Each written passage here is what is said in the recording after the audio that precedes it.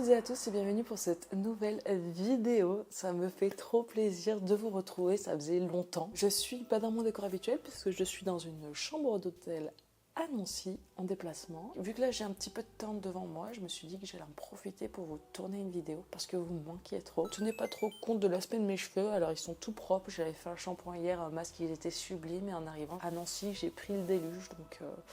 La pluie a fait un petit peu des ravages. C'est la première vidéo de make-up que je filme depuis très longtemps. Ça fait longtemps que je me suis pas maquillée en vidéo. Je me maquille moins souvent ces derniers temps parce que depuis que j'ai les lunettes, à partir du moment où je les enlève, j'y vois plus rien. Ce qui est un petit peu gênant pour se maquiller. Alors, je me suis dit que pour cette reprise, j'allais vous faire un make-up avec mes favoris et les produits que j'ai utilisés pendant tout le début d'année. Comme ça, vous allez voir à quoi ressemble le make-up express à l'aveugle de la Nicole. Je vais mettre un petit peu du Juicy Bomb de chez Essence, un baume à lèvres, c'est le seul que j'ai. Ce baume à lèvres, c'est pas particulièrement un favori, mais j'en utilise qu'un à la fois et c'est celui qui est ouvert pour l'instant, donc il coûte rien, et puis il sent la mûre, il sent bon. On est parti.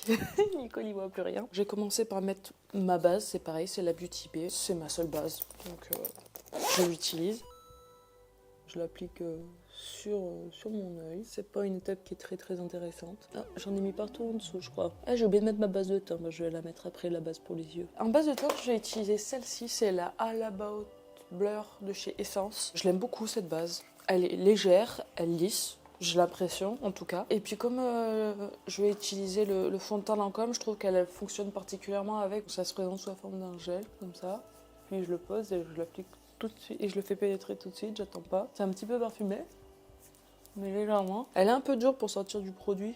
Donc il faut appuyer un peu fort, mais ça évite d'en sortir trop. Et je trouve qu'au toucher, on sent que ça lisse, que ça vient se mettre un peu dans les pores et tout. Et en palette, j'ai utilisé la Pretty Grunge. Ces derniers mois, j'ai utilisé quasiment que cette palette. Je la trouve hyper jolie, plutôt froide. Pas assez froide à mon goût parce que je trouve qu'il y a quand même beaucoup de rose et tout. Mais je l'aime bien. Alors après, le seul défaut, c'est que j'ai l'impression que certains fards lumineux, vu qu'ils sont très gras, en fin de journée, ils ont un petit peu tendance à criser. Mais sinon, ça se passe bien. Je vais prendre cette teinte-là, Beauty Chaos. Et puis je vais venir le mettre sur toute ma paupière. C'est un petit violine comme ça, très joli.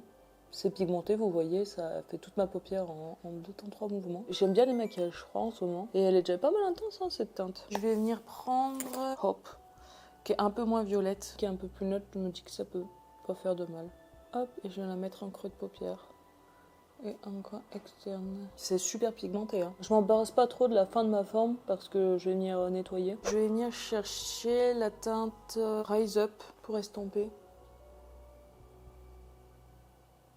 Bon, j'ai l'impression que j'enlève toute mon intensité, mais je viendrai recorriger après avoir mis les fards lumineux. Je vais tapoter un peu du fard avant-garde au doigt. Hein. Il est assez foncé. Ah oui, il est carrément foncé. Moi, je viendrai le mélanger avec... Oh, waouh! Je m'attendais pas à un fard aussi foncé. Il est carrément noir, en fait. Je vais venir l'éclaircir avec un autre fard juste après. J'en ai mis en dessous.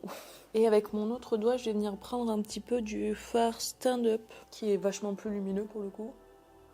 Et je vais venir mélanger. Je peux éclaircir un peu et ramener un peu de lumière. Dans les fards lumineux de cette palette, je trouve qu'il y a vraiment des très foncés et des très lumineux. Il n'y a pas beaucoup d'entre-deux.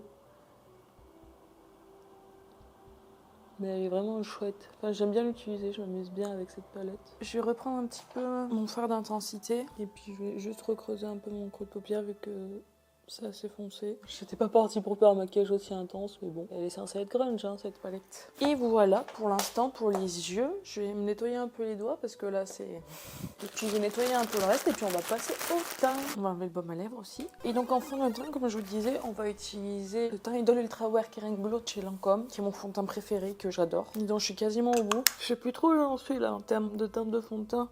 J'ai énormément bronzé cet été, plus que d'habitude. Donc là je recommence à perdre des couleurs, mais j'ai aucune idée d'où j'en suis. Et vu que ces derniers temps j'utilisais le sérum teinté de Typologie, vu que je faisais des mélanges,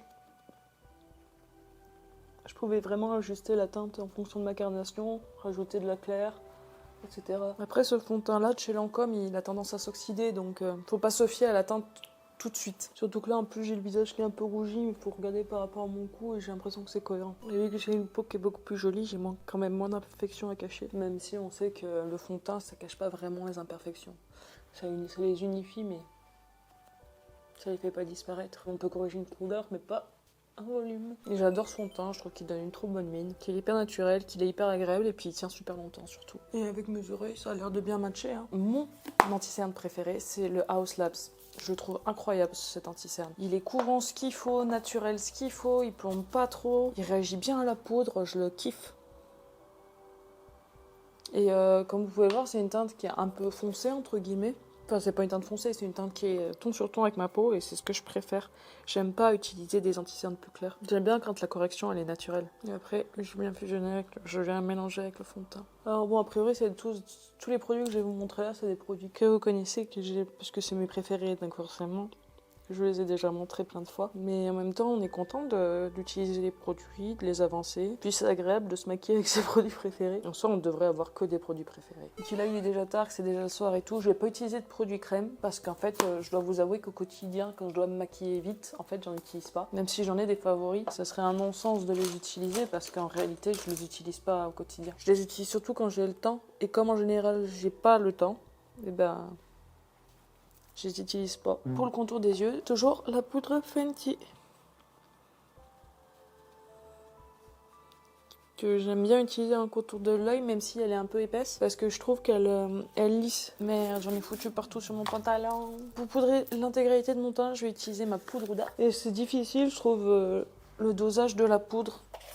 Quand on n'y voit rien, je trouve que c'est une des étapes qui est la plus difficile. Parce que vu qu'on voit rien, on se rend pas compte à quel point vu que j'ai aucun détail, je me rends pas compte d'à quel point je suis trop poudrée ou pas assez. Du coup, je suis vraiment obligée de le faire à la sensation. J'ai passé passer dans l'œil l'excédent.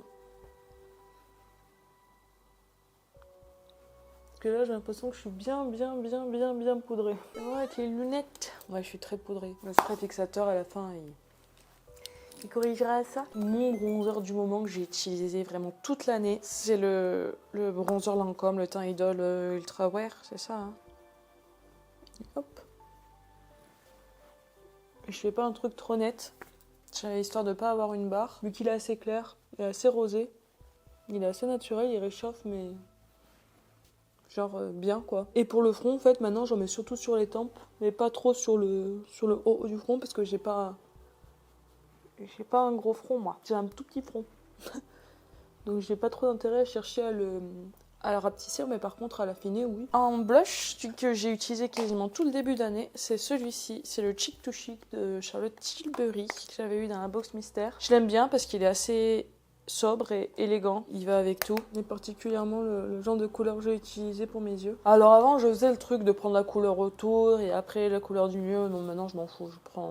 Je prends tout. Et je viens assez près de l'œil.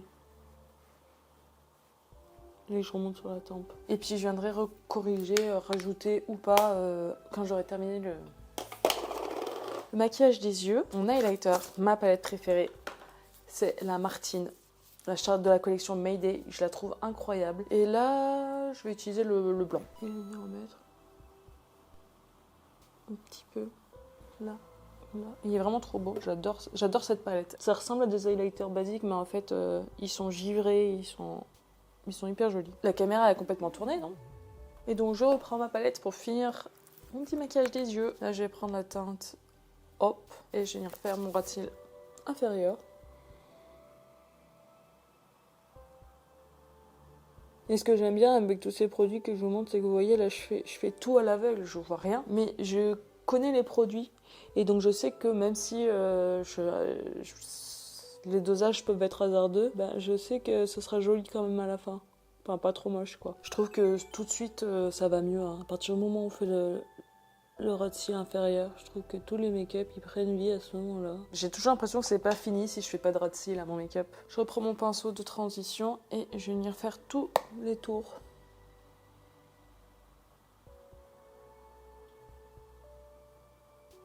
De ma forme. Et on va faire un petit coin interne avec le fard que j'ai pris tout à l'heure pour éclaircir Stand Up. pour ramener un peu de lumière. J'ai pas retrouvé mon crayon pour les yeux, je pense que je l'ai oublié à la maison. Donc ce que j'ai fait, c'est que j'ai pris mon crayon pour les lèvres marron de chez Essence et je l'ai mis en muqueuse. Alors ne faites pas ça à la maison, c'est un produit qui est pour les lèvres, c'est pas un produit qui est pour les yeux. Pour une fois, je pense que ça va aller, puis j'ai en acheté un. Il est pas noir en plus, alors ça me fait bizarre, mais au pire ça rajoute une nuance, on va se dire ça. Et donc on va passer au liner. Et j'ai enfin racheté un Epic Ink. J'en pouvais plus d'utiliser du tout venant et des liners tout pourris, ça m'a trop gonflé. C'est mon liner préféré de tous les temps. Alors là, on va se faire un liner à l'aveugle. Souhaitez-moi bonne chance. Ça fait longtemps que j'en ai pas fait en plus. Mais je fais partie du clan des liners, moi je peux pas. J'ai l'impression que mon maquillage il est pas fini si j'ai pas fait mon trait de liner. Non, je suis toujours pas très douée pour le tracer, mais bon.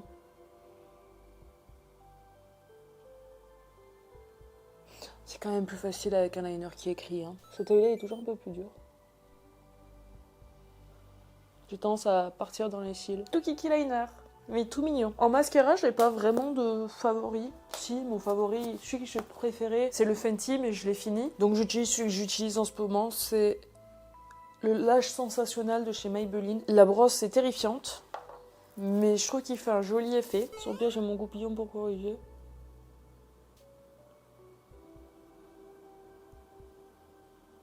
Et j'essaye de finir tous mes mini. Parce que ça me sert à rien d'avoir des dizaines et des dizaines de mascaras. Et c'est plus facile de finir des mini que des grands formats. Et vous voyez, je fais pas la fière. Hein. Avec la brosse, j'y vais tout doucement. Ça fait un moment qu'il est ouvert, donc il est moins fluide qu'avant. J'ai pas trop travaillé, sinon j'ai commencé à faire des pattes de mouche. Je vais passer aux lèvres. Alors je vais me faire un contour des lèvres avec le même crayon Essence que j'ai utilisé sur mes yeux. J'aime pas trop ce crayon parce que, comme vous voyez, il est hyper foncé. Je fais grossièrement et après, j'en laisse tomber avec les doigts. Pour avoir une intention de contour, mais pas un truc trop net et défini. Et après, je vais donc venir prendre Cyprine de Martine, un lip balm. C'est vieux, hein, c'est un vieux produit qui n'existe plus. Enfin, en tout cas, pas sous cette formule-là.